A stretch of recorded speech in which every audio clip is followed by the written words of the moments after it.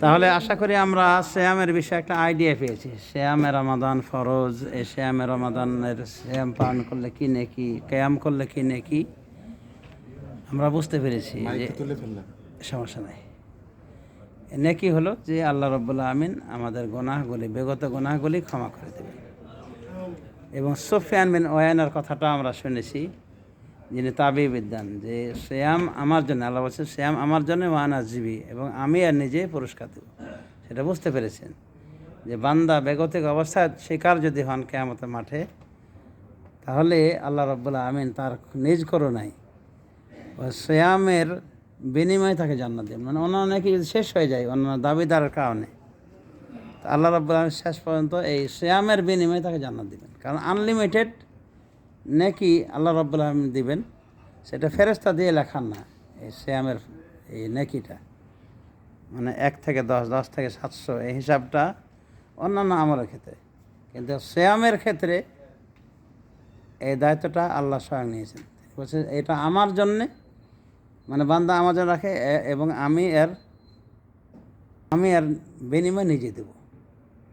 নিজে বিনিময় দিবেন সেটা তো বুঝতেই পেরেছি। তো আমাদের শ্যাম পালন করতে হবে, ক্যাম করতে হবে গঠনমূলকভাবে। তা হবে সওয়াবের আশায়, ইমানের সাথে সওয়াবের আশায়। মানে ইমান মানে ভালো ইমান নেই, খাঁটি ইমান নেই, মাজার পূজার ইমান, আবি যাবে ইমান, এগুলো না, খাঁটি ইমান আর নেকির আশা। এই দুই শর্তে যদি আমরা এগুলো করি, তাহলে ইনশাআল্লাহ এর যে অফার পুরস্কারের কথা বলা, সেই পুরস্কার লাভে আমরা ধন্য হব।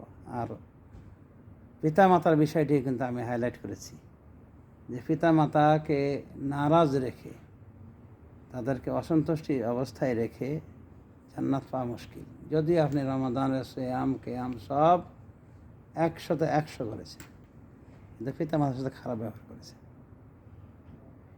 তো এই খারাপ আচরণের কারণে আপনি ফার্স্ট চান্সে জান্নাতে না গিয়ে জাহান্নামে যেতে যাবেন। এটাই স্বাভাবিক।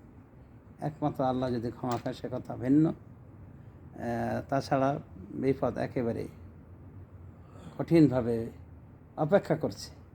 সুতরাং সিয়ামে রমাদানের পাশাপাশি এই মহান দুই ব্যক্তির খেয়াল রাখবেন। জাযাকুমুল্লাহু খায়রান ওয়া বারাকাল্লাহু ফীকুম।